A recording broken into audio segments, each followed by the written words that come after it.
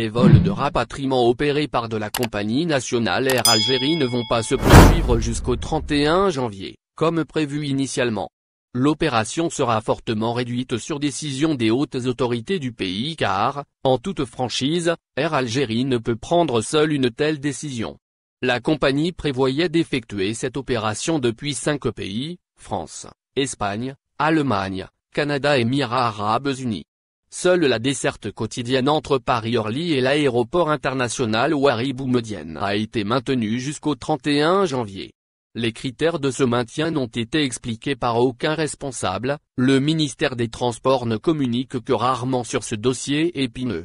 Lazarani, ministre des Transports, déclare chaque fois qu'il est sollicité par les journalistes que l'ouverture des frontières aériennes et terrestres est une décision stratégique, qui ne peut être prise que par les hautes autorités après consultation du conseil scientifique. L'objectif initial était de rapatrier 25 000 personnes qui souhaitaient rentrer au pays, selon le ministre de l'Intérieur, Kamel Beldjou. Jusqu'à présent, environ 5 000 à 6 000 personnes ont été rapatriées à travers les vols effectués depuis le 23 décembre dernier. Pourtant, le Dr Berkani Bekat, membre de la cellule scientifique du ministère de la Santé, avait déclaré au site visaalgérie.com, « L'opération de rapatriement doit continuer. On n'a pas le droit de laisser nos concitoyens à l'extérieur.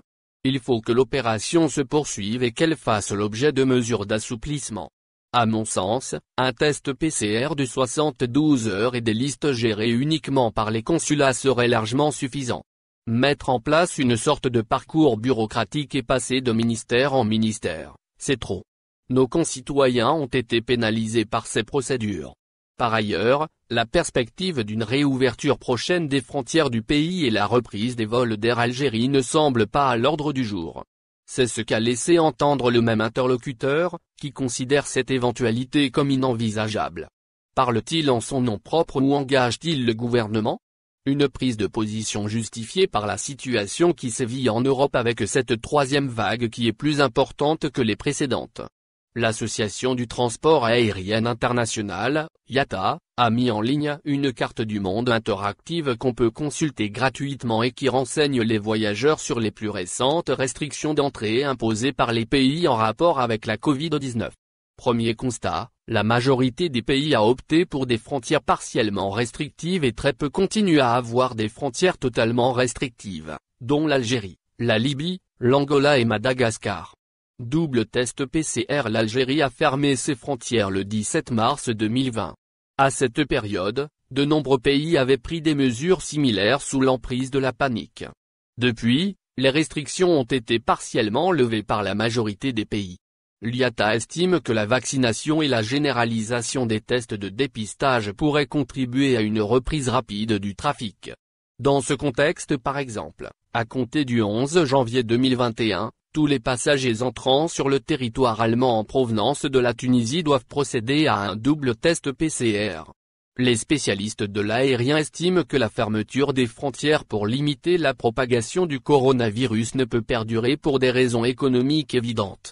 La Banque mondiale estime que le transport aérien est un levier majeur pour la croissance et le développement économique et qu'il facilite les relations économiques entre pays, à l'échelle mondiale comme nationale ou bien régionale, en contribuant à générer des échanges commerciaux, à promouvoir le tourisme et à créer des emplois. Aussi, la compagnie aérienne nationale, qui a subi un manque à gagner estimé à 40 milliards de dinars, selon les aveux même du ministre des Transports, va voir sa situation se compliquer. Ses finances vont plonger davantage dans le rouge avec la perte de recettes, notamment en devises. Air Algérie va devoir gérer l'après-Covid-19 à l'international avec la concurrence des autres compagnies présentes sur le marché algérien. Un avion qui vole coûte paradoxalement moins cher qu'un avion cloué au sol. Fixé sur le tarmac, un appareil ne rapporte pas, mais n'est pas exonéré des frais fixes d'entretien. Le réseau domestique ne pourra pas aider la compagnie à renflouer ses caisses, ni d'ailleurs à atteindre l'équilibre. Une question se pose avec acuité, si l'ouverture des frontières n'est pas à l'ordre du jour, pourquoi renoncer aux opérations de rapatriement ? Des Algériens bloqués depuis presque 10 mois vivent une situation catastrophique. Les témoignages sur les réseaux sociaux résonnent comme un cri de détresse et donnent une mauvaise image de l'Algérie. Moi, je veux juste que ma grand-mère retrouve sa maison en Algérie. Elle était juste venue pour 15 jours pour contrôler son pacemaker, voilà qu'elle se trouve depuis des mois bloquée dans un studio et la pauvre a une inquiétante perte cognitive avec tout ce qui se passe. Elle a tout en Algérie et rien ici en France. Elle demande à rentrer auprès de sa fille, est-ce trop demandé? Écrit un internaute. Certains n'ont pas pu enterrer un parent ou un proche en Algérie. Des maris et des femmes sont séparés depuis des mois, d'autres n'ont pas vu leurs enfants et des jeunes et moins jeunes restent livrés à eux-mêmes à l'étranger sans ressources financières. Un éloignement forcé, vécu comme une déchirure d'un lien affectif qui suscite un sentiment d'abandon. Ce qui est critiquable, c'est la gestion de la crise. N'oubliez pas de vous abonner à la chaîne et d'appuyer sur la cloche pour recevoir nos dernières actualités. Merci.